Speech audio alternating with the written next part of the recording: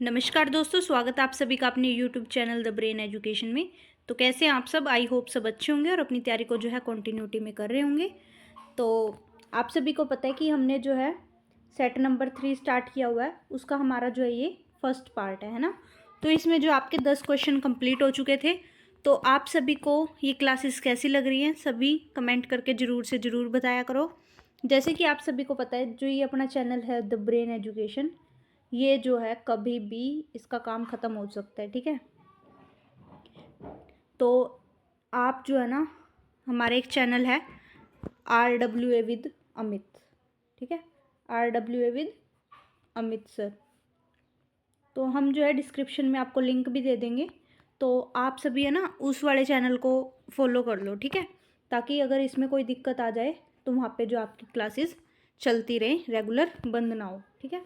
तो वहाँ पे हम जो है ना सारा कुछ वहीं पे ही हमारी क्लासेस वगैरह होती है।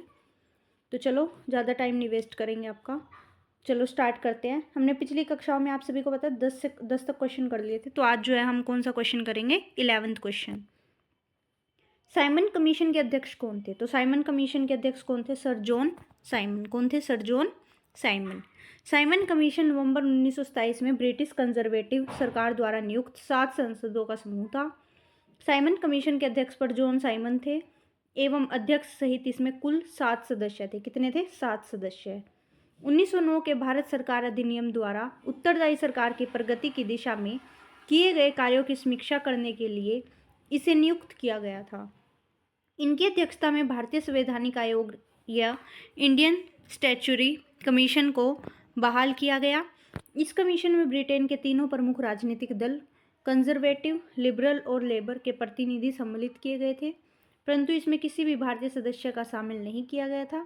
इसलिए भारतीयों ने जो है इसे श्वेत कमीशन की संज्ञा प्रदान की और इसका हर जगह से क्या कर दिया? बहिष्कार कर दिया। नेक्स्ट क्वेश्चन है क्वेश्चन नंबर 12। भारत के 1857 के विद्रोह के संदर्भ में निम्नलिखित में से कौन सा कथन सही है? तो कौन सा सही है? इसकी विफलता का एक कारण भारतीयों के बीच फूट थी, या फिर 1857 की क्रांति ने भारत में ईस्ट इंडिया कंपनी के शासन का अंत कर दिया था? तो कौन थे? तो दोनों ही थे, फर्स्ट भी और सेकंड भी, ठीक है।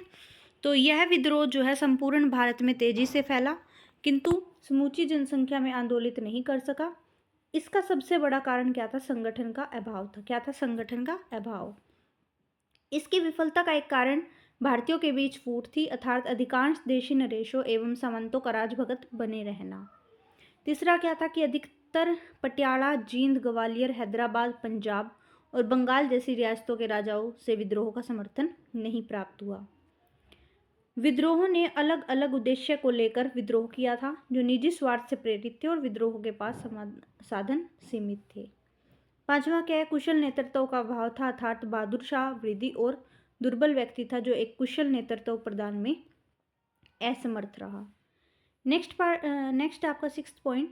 1857 की क्रांति के परिणाम स्वरूप भारत में ईस्ट इंडिया कंपनी के व्यापारियों का शासन समाप्त हो गया और ब्रिटिश संसद की ओर ताज से का शासन आरंभ हुआ और गवर्नर जनरल को अब जो है वायसराय कहा जाने लगा।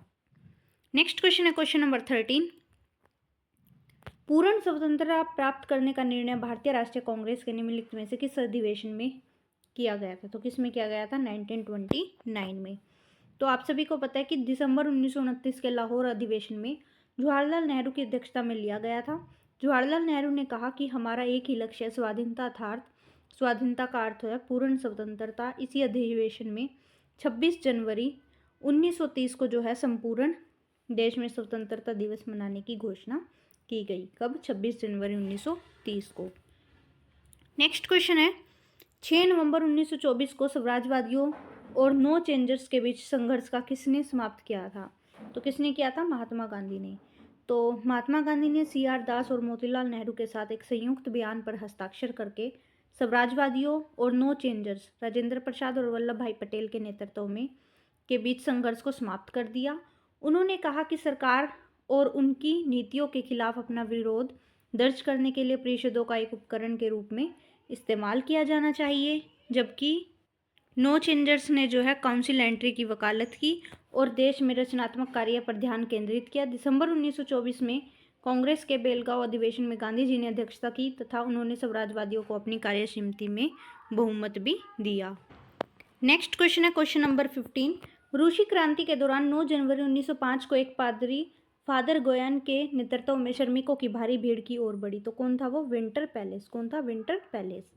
तो 1905 में एक पादरी फादर गयोन या गैपोन के नेतृत्व में श्रमिकों का एक जुलूस विंटर पैलेस जार का महल के सामने पहुंचा तो पुलिस और कोसेक्स दल ने मजदूरों पर हमला बोल दिया।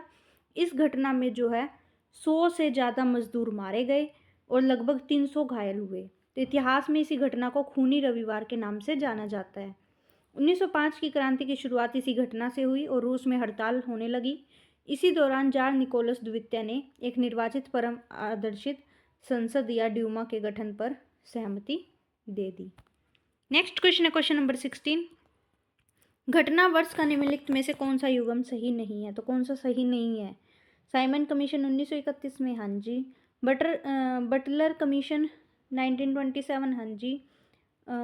मुदीमन समिति 1924, नहीं जी, सॉरी, एक मिनट, सही नहीं है। तो ये पहला ठीक नहीं है ना, बाकी तो सारे ठीक है। ठीक है, तो first, sorry, thank you. Next question है क्वेश्चन नंबर 16। घटना वर्ष का निम्नलिखित में से कौन सा युग्म सही नहीं है? साइमन कमीशन 1931 में आया था, नहीं, ये तो कब आया? 1927 में। बटलर कमीशन 1927, हाँ जी। बुद्धिमदन समिति 1924, हाँ जी। तो केवल एक ठीक है, ठीक है, एक गलत है, बाकी सारे ठीक है। साइमन कमीशन नवंबर 1927 में नियुक्त किया गया, जो 1928 में भारत आया। कब आया? 1928 में भारत आया। इस कमीशन के अध्यक्ष पर सर जॉन साइमन थे। इसकी अध्यक्षता में जो है भारतीय संवैधानिक आयोग या इंडियन स्टैट्यूटरी कमीशन बहाल किया गया। अध्यक्ष सहित इसमें कुल कितने सदस्य थे? 7 सदस्य थे और भारतीयों का इस कमीशन में शामिल नहीं किया गया, इसलिए भारतीयों ने इसे श्वेत कमीशन की संज्ञा प्रदान की। इसका भारत में हर जगह विरोध किया गया। ब्रिटिश राज की सर्वोच्च शक्ति और रियासतों के शासकों के बीच संबंधों का जांच के लिए 1927 में हरकोर्ट बटलर कमीशन की नियुक्ति की गई थी। 1924 में मुदिमदन समिति का नेतृत्व सर अलेक्जेंडर मुदिमदन ने किया था। ठीक है, इसका गठन जो है भारत की स्वतंत्रता के मुद्दे पर चर्चा करने के लिए किया गया था। इसका उपयोग भारत और ब्रिटेन दोनों के सहशासन और द्वैध के मुद्दे की जांच करने के लिए किया गया था। नेक्स्ट क्वेश्चन है क्वेश्चन नंबर 17। रूसी सोशल डेमोक्रेटिक लेबर पार्टी का गठन किस में हुआ था? तो किस में हुआ था? 1898 में। ठीक है, तो विचारों को मानने वाला समाजवादियों ने 1898 में रूसी सोशल डेमोक्रेटिक लेबर पार्टी का गठन किया था। सरकारी आतंक के कारण इस पार्टी को गैर कानूनी संगठन के रूप में काम करना पड़ता था। इस पार्टी का एक अखबार निकलता था जिसने मजदूरों को संगठित किया और हड़ताल आदि कार्यक्रम आयोजित किए। 19वीं सदी के आखिर में रूस के ग्रामीण इलाकों में समाजवादी काफ़ी सक्रिय थे। सन 1900 में समाजवादियों ने सोशलिस्ट रिवॉल्यूशनरी पार्टी का जो है गठन कर लिया था। नेक्स्ट क्वेश्चन है क्वेश्चन नंबर 18। प्रथम वैश्विक आर्थिक मंदी कब हुई थी? तो कब हुई थी? 1873 में हुई थी। 1873 का अंत तक एक वित्तीय संकट था जिसके कारण यूरोप और उत्तरी अमेरिका में आर्थिक पतन हुआ। यह 1896 तक जारी रहा। इस आर्थिक मंदी ने ब्रिटेन में लोक डिप्रेशन के रूप में जाना जाने लगा और 2 दशक का ठहराव शुरू किया जिसने देश के आर्थिक नेतृत्व को कमजोर कर दिया और संयुक्त राज्य अमेरिका को अर्थशास्त्री इस अवसाद 1873 से 1879 तक क्या करते हैं? संदर्भित करते हैं। नेक्स्ट क्वेश्चन है क्वेश्चन नंबर 19। भारत की कौन सी पंचवर्षीय योजना को महालनोबिस योजना के नाम से जाना जाता है? तो दूसरी योजना को। और दूसरी योजना कब हुई? 1956 से 61। ये जो है महालनोबिस मॉडल पर आधारित थी। इस योजना में भारी उद्योगों के विकास पर बल दिया गया जिसके तहत राउरकेला, भिलाई और दुर्गापुर में स्टील प्लांट स्थापित। राउरकेला बताओ कहाँ है? इस योजना में लक्षित विकास दर 4.5% रही और प्राप्त विकास दर कितनी रही? 4.1% रही। नेक्स्ट एंड लास्ट क्वेश्चन आज की क्लास का ये आपका। निम्नलिखित में किस व्यक्ति ने चंपारण सत्याग्रह में महात्मा गांधी जी की सहायता की थी? तो किसने की थी? जेबी कृपलानी ने, हाँ जी, की थी। बाबू राजेंद्र प्रसाद हंजी, बाबू ब्रज किशोरी प्रसाद हंजी। तो तीनों ने जो है गांधी जी की सहायता की थी। 1917 में राजकुमार शुक्ल ने महात्मा गांधी जी को चंपारण बुलाया था। चंपारण का है बिहार में। गांधी जी ने अपने सहयोगियों जेबी कृपलानी, बाबू राजेंद्र प्रसाद, बाबू ब्रज किशोर प्रसाद, CF Andrews, Anugrah Narayan Singh, H S Pollock, Mahadev Desai और नरहरि पारिक आदि के साथ गांव का दौरा किया। गांधी जी के चंपारण सत्याग्रह से डरकर सरकार ने एक जांच आयोग गठित किया, जिसमें गांधी जी को जो है इसमें शामिल किया गया और आयोग के सुझाव पर 3 कठिया पद्धति को समाप्त कर दिया गया तथा बागान मालिक अवैध वसूली का 25% वापस करने पर राजी हो गए। तो आज की क्लास जो आपकी इतनी रहेगी। तो आपको क्लास कैसी लगी सभी लाइक शेयर कमेंट करके ज़रूर से ज़रूर बताना। प्लीज़ हमारा जो RWA विद अमित सर वाला चैनल है ना, वो ज़रूर से ज़रूर फॉलो कर लो। जैसे ही आप सब ने जो है इस वाले चैनल को बहुत अच्छा प्यार दिया था, बहुत अच्छा सपोर्ट किया था, तो आई होप कि आप सब जो है उसको भी ज़्यादा से ज़्यादा सपोर्ट करेंगे। Thank you.